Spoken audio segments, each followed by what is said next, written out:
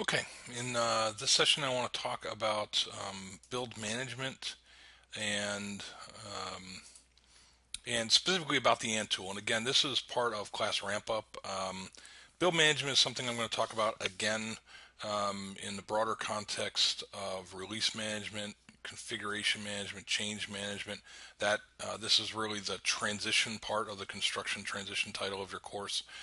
So there's just going to be a kind of a brief overview of what build management is at the beginning. Spend more time talking about the Ant tool. Won't be as long as the Eclipse, I promise. It's much more straightforward, and again, like Eclipse, Ant's going to be something that you're going to become more familiar with by working with it and working through some tutorials and its online documentation than you are by having me lecture at you. But I will try and give you my sense as an overview, kind of conceptual, give you an introduction. Hopefully that'll give you a roadmap as you're working through some of the lab exercises with the tool. But first, talking about the concept of software builds, and again, I talk about this from the perspective of not all of you, but many students relatively new to software development have been going through programming in their courses with one to a small number of source code files. And normally what they'll do is they'll just submit those source code files to the compiler.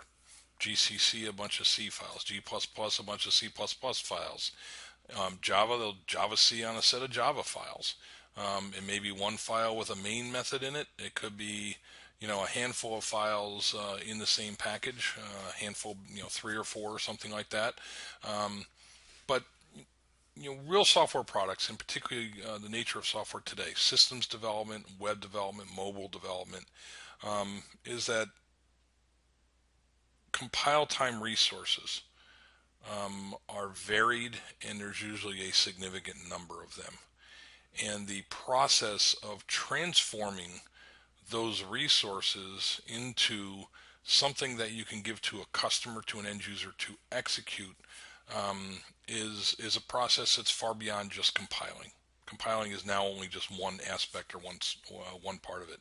Now software has to be, in a sense, built. All right, and that's why we use the term software built. It has to be constructed from these resources. Those resources have to be transformed, rearranged, assembled in order to get that library that you need, or that running program that you need, that web service that you need, that app that you need. So in all aspects of software that you deal with, and again, you probably already run into this, but perhaps you don't see the similarity across different kinds of development and different tools. There's a number of different tools out there. Those tools are part individual choice. They are part specific to a particular kind of development, web development, mobile development, again, things like that. We're using Ant, just so you know, in part because Ant is kind of the first step, if you will. It's cross-platform, it's relatively easy, and it was really born out of the Java community originally, which makes it kind of the easiest, fastest thing for us to use, and has enough functionality in it to handle the kind of things that we're going to do in this class. So what do I mean by build? You can tell by the diagram. Again, building an executable system, if you're trying to go to some kind of executable program, starting from source files and additional resources, those things have to be transformed, they have to be assembled, they have to be arranged in particular ways. So a build script might grab the right version of a source file out of your source code control system. It might grab the right property file, which is properties files have configuration information, their name value pairs in Java. There might be a data file that's in XML. It has to know which one to use and where that one lives in the file system, and put that all together in such a way that it can produce the executable program in some way. And again, executable program, library, whatever the nature of your software component is. These tools support low-level automation of these things. So pretty much when you're trying to figure out what to put in your build script, and what folks is, they started off with, the term build script comes from, they literally have a piece of paper written down with a set of steps. All right, and that set of steps would say, here's what you need to do in what order. Very often, these pieces of paper, if you will, these written instructions don't belong to developers. They belong to operations folks. So, by operations, I mean the people responsible for taking the software and putting it in the customer's hands. Could be installing it on a server, installing it on a device, packaging it on a USB drive, a flash drive, DVD as a package that's downloaded from the internet or whatnot. Those folks and those folks support it once it's in the customer's hands. I refer to those folks as operations. All right. Those folks need that, and what's a lot of times developers would use a tool like Eclipse and use its build process. In other words, it would just run things out of its IDE in its development environment, which is different than taking all that stuff and moving it to a clean, pristine environment that the customer is going to use. And maybe even detecting specific things about what goes on in the customer's environments, environment variables, understanding what resources are available on the system. The way this was traditionally done, and is still done for a lot of things, is using a tool called Make to make software. It's also very often been the realm of very specific scripts in scripting language, a DOS script, a shell script. And certainly this is still the case in a lot of places. You'll still download software if you work on a Linux box, you work on a Mac box. Often you might have to run a configure script, for example. And that configure script will ask you a number of questions about your environment before it goes through the process of actually building and deploying your software. So there's so many examples of this over decades, really. I list just a few of them there. Ant is the one we'll use. Maven is a popular one. It helps you manage dependencies between components. Other tools are starting to do that kind of stuff as well, but Maven really kind of was the first one to really tackle dependency problems. Gradle is popular. That's used in Android Studio. Gulp, Grunt, these kinds of things used in newer DevOps environments, containerization, Docker, web development, JavaScript. So the point being is normally the build scripting tool that you're going to use normally is for developers. It's going to be based on what language platform, language and APIs, meaning you're a Java developer working in web development, or you're a C developer working in embedded systems, as well as what your operational environment is going to look like, what those operations folks need to use and need to do to get things where they need to go for end users to actually use it. All right. I made a note at the bottom because this is something something that over time I've noticed students sometimes struggle with. Make sure you understand the distinction between a dependency that happens at compile time and a dependency that happens at runtime. In the example you see here, you see an abc.java as a dependency on JDBC. At compile time, so when I have code and I'm running a compiler, if I'm doing good object-oriented programming, doing good interface-driven programming, I only need to know about the interface. I can compile against a Java interface of something. That's what JDBC provides, or interfaces. That interface represents a contract, and we'll talk about contracts later in the semester. So I can compile against it without having any specific implementation of a database driver. JDBC is basically Java's version of a database driver. So I don't need a specific database or a specific database driver. I just need an abstract interface that specifies how I would talk to a database. That's what JDBC provides, so I can compile with it. Now, the point of that is that runtime, when I go to execute the program, I may want to bind to different types of databases. A MySQL database, a Postgres database, an Oracle database, an Access database, whatever. So what you see on the right with the exe is I may have to bind to a specific resource, in this case a jar file, that has the MySQL specific version of that JDBC driver. right? So that, and the point from a build perspective is, at the time I'm in my development environment, I don't need MySQL.jar there. It doesn't have to be a compile time dependency. My IDE doesn't have to know about it. My compile script doesn't have to know about it. But at runtime, when I'm actually, again, operations has that developed software out in a physical environment, I've got to have the implementation resource, the runtime resource. I have to have that binding to MySQL if I want to use a MySQL database. So it's important to know these things, because sometimes folks get confused why something with the same class path um, works in the compiler and doesn't work at runtime. Or sometimes I'll look at deployed software and wonder why it has extra stuff in it that it didn't need because it was only needed at compile time, or vice versa. All right. Important to know from a build process, because you will have different build, what's called targets, different build tasks,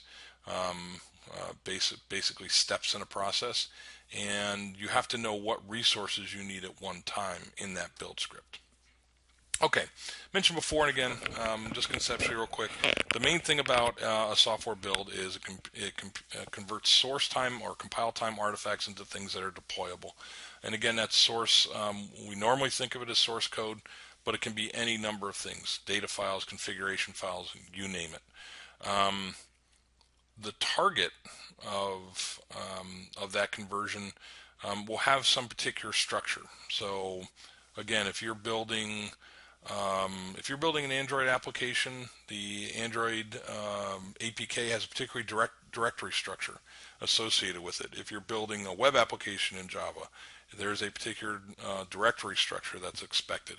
If you're building a desktop application like you will be, and you want to put it into a jar that's executable, you need to have a manifest file in the right place with the right stuff in it. All right, so the build is supposed to help you not just do the compile step, but that assembly, that arrangement, and that configuration part, so you can go from the source artifacts to the target artifacts and have them arranged for deployment properly.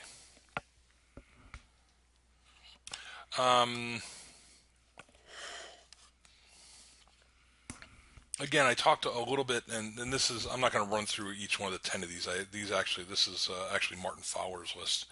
I mentioned the notion of vision and operations person sitting, with a piece of paper in front of them saying, okay, the first thing I got to do is Java C on this. Then I've got to move the files from this directory to that directory. Then I got to run this command to compress them and zip them up. And then I got to run this command to perform a smoke test to make sure I've done everything right. And then I've got to run this command to turn on a service. So let's say you have that 5 steps.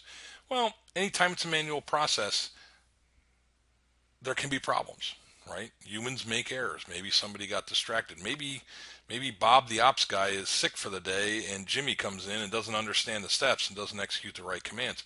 Maybe somebody just fat fingers something. It's an innocent mistake. The part of the benefit of having automated builds and scriptable builds is, one, you have consistency. It's going to be executed the same way every time. Second, it kind of externalizes the knowledge that may be in some particular operations person's head.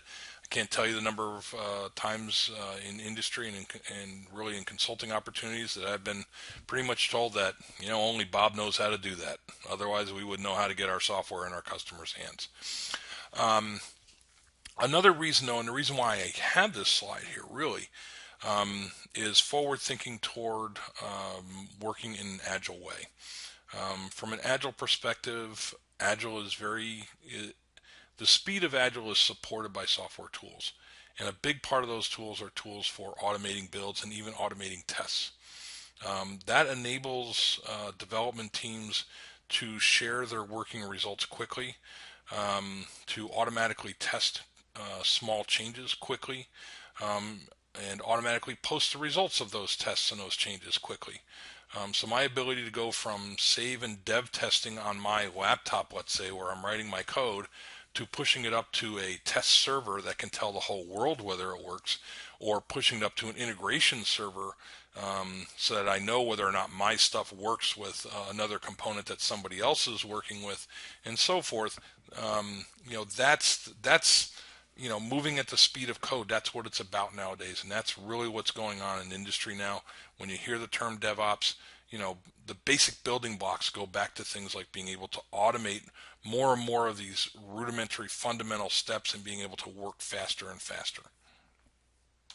Okay. And actually, this slide kind of says the same kind of thing. And I'm going to come back to what this means from an agile perspective. We're going to talk about something called continuous integration and testing later in the semester, and you'll see I'll return. We'll take our Ant builds and actually put them up on a continuous integration and testing server and have the server run our scripts for us and tell us whether or not our software is working. So let me come back to that. Let me get to the notion of Ant.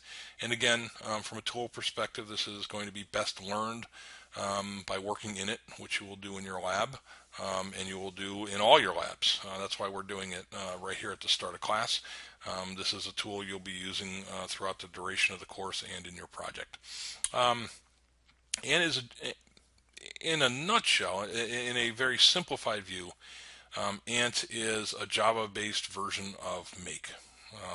Make historically is a tool used in Unix environments, but certainly then there were Windows ports of it, and variants, and Make and so forth on Windows. But Make has a lot of idiosyncrasies to it. If you've ever looked at a Make file, there's some strangeness to it, the way it substitutes things, the way it resolves targets, the way it even treats tabs. And Make can be quite frustrating.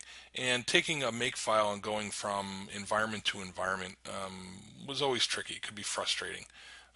You're trying to basically build software across different platforms, and having a Make file for the different platforms, or a different build script really that's operating system dependent, well, kind of defeated the purpose of Java. Again, this is the person who wrote it, this person mentioned here, James Duncan Davidson. We heard this story. Me and a colleague of mine actually met James a number of years ago at a kind of traveling Java roadshow, and just sat down, had a coffee with him. And he was kind of telling the story of how Ant came about. And he basically, like a lot of innovation, it comes about because somebody's frustrated. He was frustrated with trying to use Make to do Java projects. After all, when Java first came out, its big selling point was this write once, run anywhere. Right? I can develop on my Mac, but once I deploy it in the bytecode format and on a virtual machine, I can run it on Windows, I can run it on Mac, I can run it on Linux, I can run it on you name it. Any platform in which there's a Java runtime, I can run this code. What a great concept, except for it's kind of defeated if I can't build the darn thing without a platform-specific build tool. A Make script, a DOS script, or whatever. So he basically wanted something that was cross-platform and Java friendly. Now at the time as well, XML was just becoming popular. Again, this is early 2000s, I think. XML is becoming very popular. XML is being used for just about everything all of a sudden. So Ant is written in XML. I think Ant's not, or I'm sorry, XML is not normally thought of as a scripting language. It really isn't. I think it was more a design decision that XML parsing and XML editing was very popular and well known. It just became the fastest cross-platform representation of something. Sure beats Perl, in other words. Some of the main benefit cross-platform from our perspective, it is Java domain smart. So when we look at a set of tasks that Ant supports, they are going, and even looking at the tools we're going to use, both the plugins inside of Eclipse and their standalone versions, you'll see just about all of our tools also have what's called an Ant task. They extend Ant with a specific task to run their tool as well, and that's going to be useful for us as well. So another reason to use it in this class. So for being a fairly lightweight tool compared to some other things, it's pretty powerful, modular, extensible, and fast. What are the drawbacks? Well, first is not everybody's Java centric. I mean, Java again, Java still is near the top of the TOB indexes as it's either the most popular language or in the top three. There's been some variability there, so it's still very popular. But certainly there's been kind of a reemergence of a broader number of languages, and languages, this whole notion of writing everything in one language like a Java or writing it for the .NET CLR was another common thing. Um, it's kind of gone away. Well, or it's at least not as popular. Folks are kind of going back to using a specific language for the specific tasks at hand. The umpteen number of web languages. Again, Objective-C or Swift for iPhone development. Um, uh, Java and its variants for Android development. Um, Not always the case, but certainly the case that you can't just go out there with one language on your resume, as you might have been able to do a decade ago. You really need to know several languages and really know the language is important for your particular application domain. Again, in our curriculum, if you go forward in web and mobile development, we'll do Java development, but we'll also do JavaScript. If you go forward in gaming and graphics, you learn things specific to Unity. You learn things in JavaScript as well, but from that perspective, you learn some C for some of the graphics aspects. Embedded, assembly, C. Again, the point being that Ant isn't as popular as it used to be because Java isn't as popular as it used to be. And Ant went hand in hand with Java both in terms of its ability to support a number of Ant or Java related things you want to do out of the box, um, as well as again being cross-platform just like Java was, so it made sense to have a cross-platform build tool. Um, Again, so drawback, not everybody's Java centric anymore. Second is limits to scalability. Basically, if you start to look at a really long build script in Ant, now it starts to get unwieldy. It gets hard to manage. Folks, there are ways to to invoke targets from one Ant file to another file and so forth. But just like make files, having umpteen number of build files calling each other with dependencies between each other, um, got really difficult. It's also not, while it's a powerful tool, it's not necessarily the most powerful tool for dealing with fairly large, complex software. And that's part of the reason that tools like Maven started to become more popular.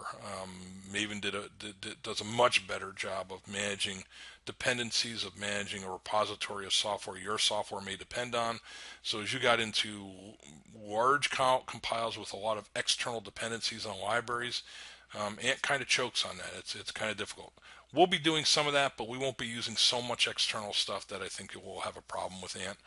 Um, um, so I think we'll be fine in our domain, but realize when you go out into industry, it'll be useful to know Ant, but you'll probably, depending on what kind of job you have and what kind of software you develop, you'll be learning the tools specific to that domain to help you build real scalable software. But I hope you remember the principles.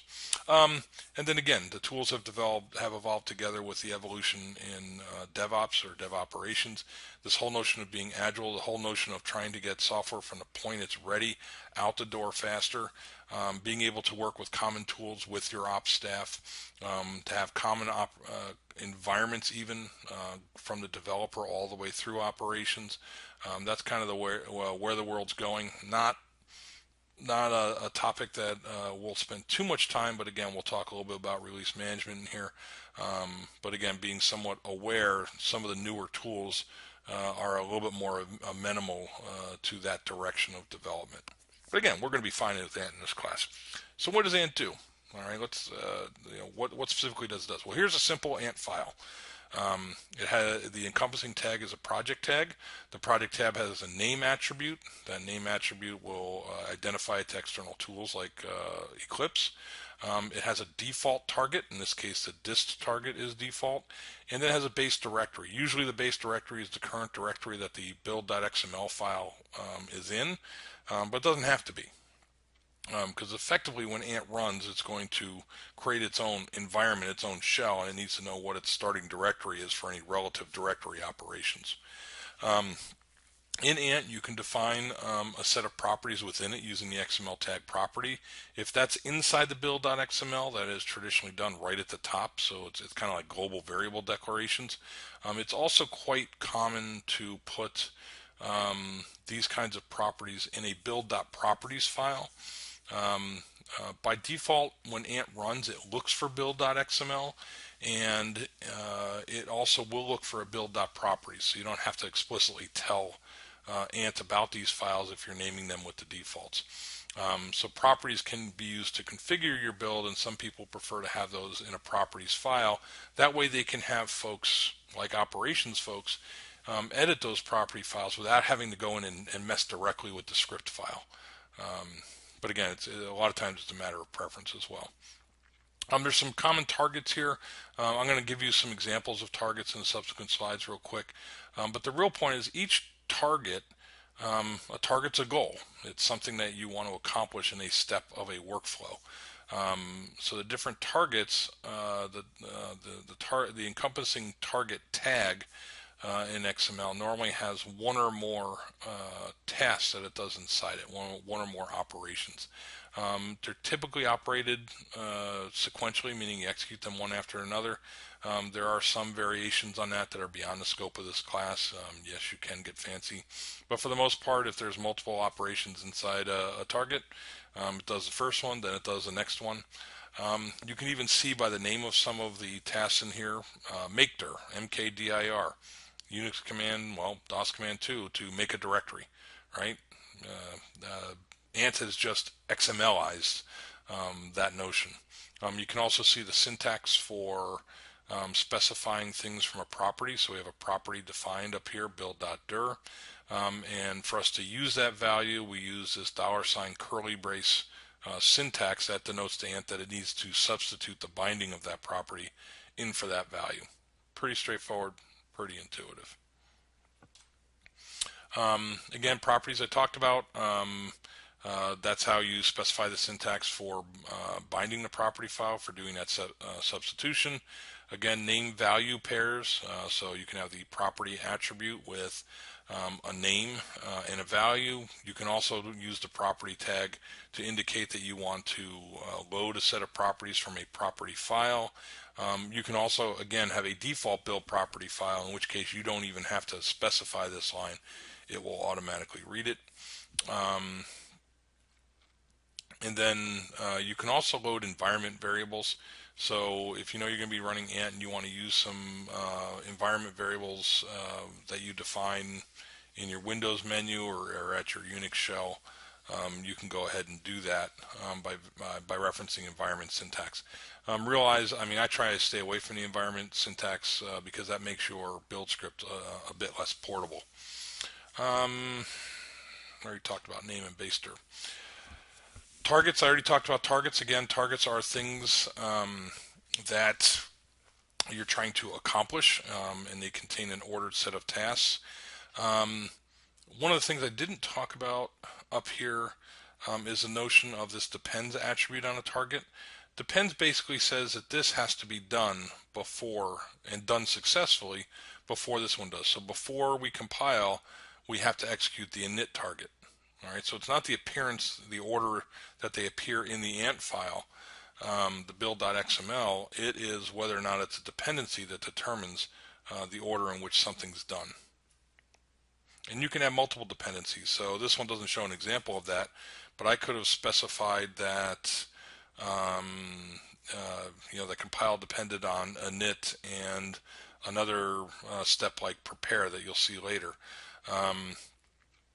And both tasks or both targets would have to complete successfully before the compile target's enacted. This is a relatively straightforward build file. You can see compile depends on init, disk depends on compile, deploy depends on disk. So it's kind of a fairly linear chaining of the different targets in the file.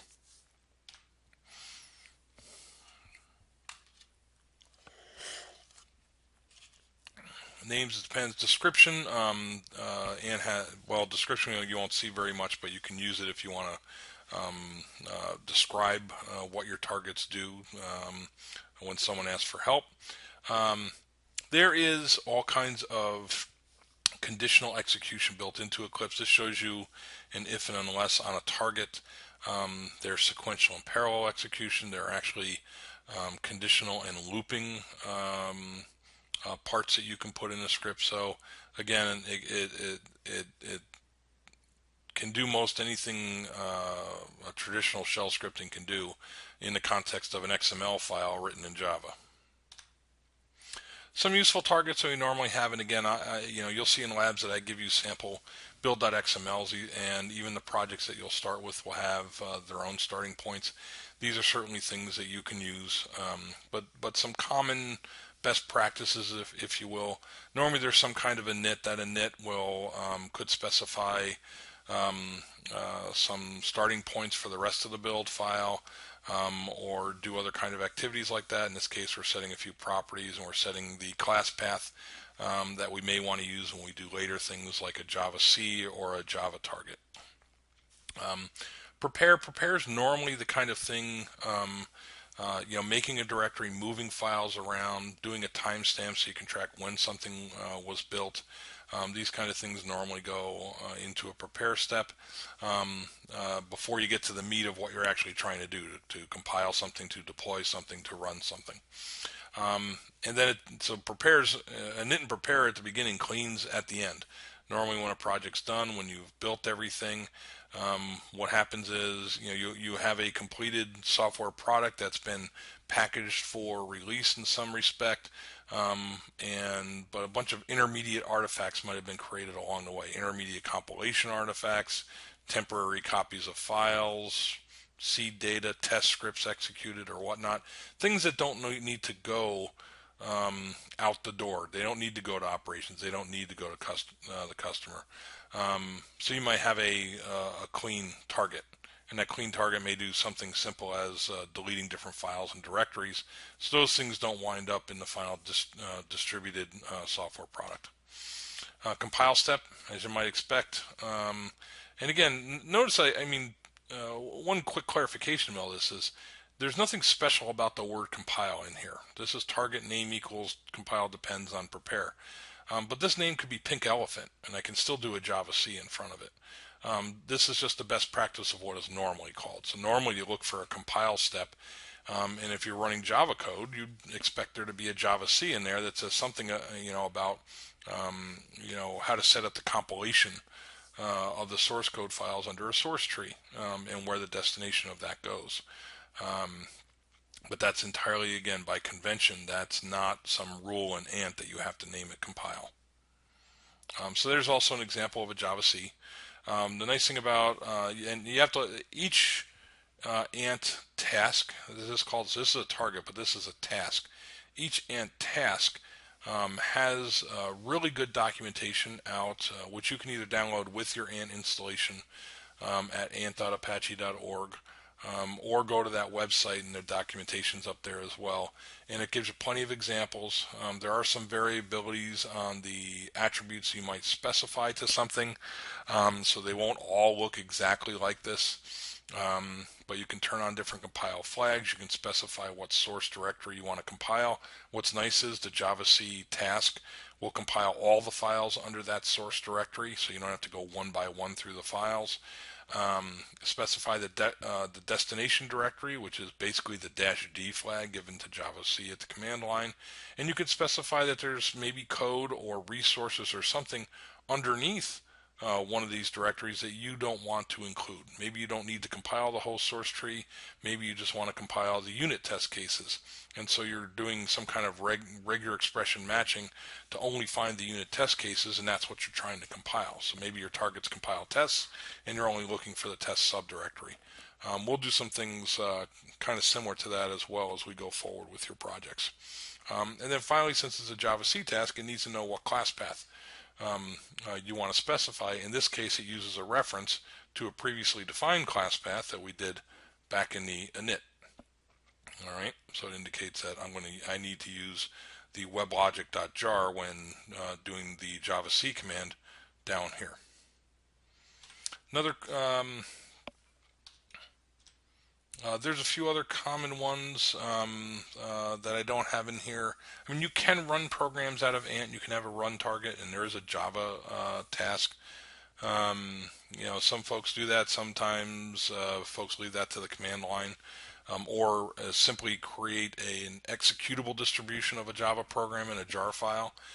So there's also a commonly used target name is dist for creating a distribution, and normally that will use the Java's jar task to create an executable jar. Java has a specification for bundling its class files and resources together with a manifest inside of a jar file. A jar file is just a zip file, but if everything's in the right place and the manifest specifies certain things like what the main class is and what the command line arguments are, then that's when you can actually go to a .jar file in your Explorer and double click on it, and it acts like an executable. So it creates an executable jar. There's some additional convenience things in here. I have them in these notes, but it's really not tremendously important that I run you all the way through them. You'll kind of need these things. You'll kind of understand when you need these things as you do things. So you may use a common set of regular expressions for things like your test cases, as it shows here, and you want to define something that's reusable, like under XML.files, so that you can then ref it like you did compile class path and other places.